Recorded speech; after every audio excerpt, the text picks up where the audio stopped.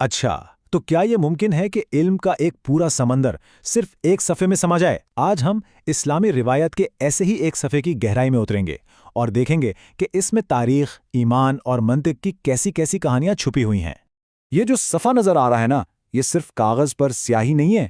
یوں سمجھیں کہ یہ ایک نقشہ ہے، ایک ایسا نقشہ جو ہمیں ایک تہذیب کی بنیاد رکھنے والے اصولوں اور کرداروں تک لے جاتا ہے۔ تو آئیے مل کر اس نقشے کو پڑھتے ہیں۔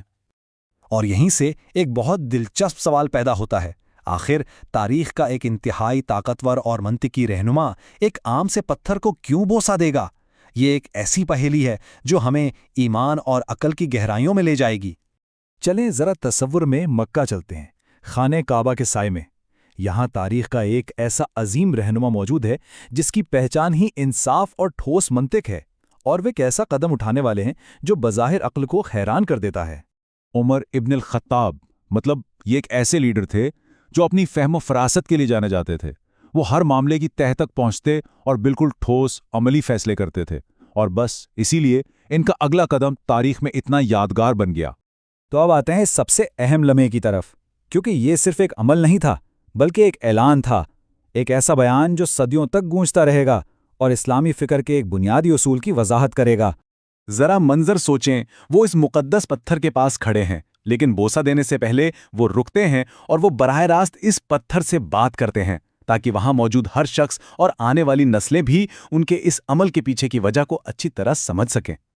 یہ الفاظ واقعی بہت گہرے ہیں۔ عمر ابن خطاب بالکل صاف صاف بتا رہے ہیں کہ ان کا جھکنا پتھر کے لیے نہیں ہے، بلکہ اس ہستی کی پیروی کے لیے جن پر وہ ایمان لائے ہیں، اور یہی تو ایمان کا سب سے بڑا ثبوت ہے۔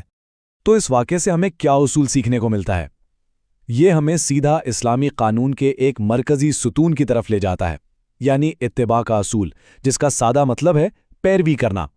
سنت یعنی پیغمبر کا طریقہ مسلمانوں کے لیے رہنمائی کا سب سے بڑا ذریعہ ہے، اور حضرت عمر کا عمل اسی سنت کی ایک جیتی جاگتی مثال تھا۔ یہ ان کی طرف سے اس بات کا اقرار تھا کہ وحی کی رہنمائی ذاتی منطق سے بالاتر ہے۔ یہاں منطق کو سمجھنا بہت آسان ہے۔ پہلا قدم، نبی نے پتھر کو بوسہ دیا۔ دوسرا قدم، نبی کے طریقے کی پیروی کرنی ہے۔ نتیجہ، اس لیے میں بھی پتھر کو بوسہ دوں گا۔ دیکھا، یہ کوئی اندھی تقلید نہیں ہے بلکہ ایک شعوری فیصلہ ہے، اور یہی اتباع کی اصل روح ہے۔ لیکن ایک منٹ، یہ کہانی ہم تک پہنچی کیسے؟ آخر یہ ایک لمحہ صدیوں تک کیسے محفوظ رہا؟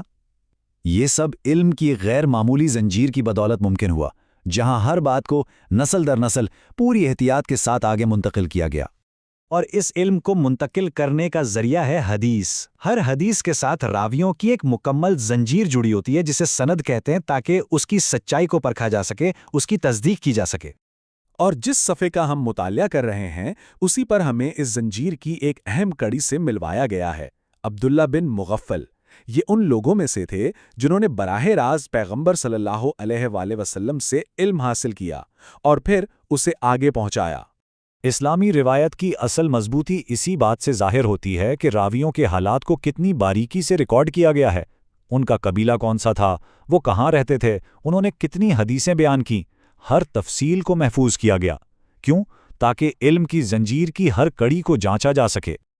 اور سنت پر عمل کا جذبہ کتنا شدید تھا، اس کا اندازہ اسی صفحے پر درج ایک اور واقعے سے ہوتا ہے۔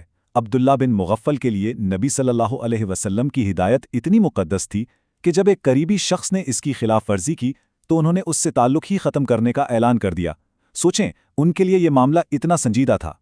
تو یہ ساری کہانیاں اور اصول ہمیں ایک بہت بڑے اور لازوال سوال کی طرف واپس لے آتے ہیں، ایک ایسا سوال جو ہر دور کے انسان کے لیے اہم رہا ہے۔ عمر ابن خطاب کا یہ عمل دراصل عقل اور ایمان کے درمیان ایک بہترین توازن کی مثال ہے۔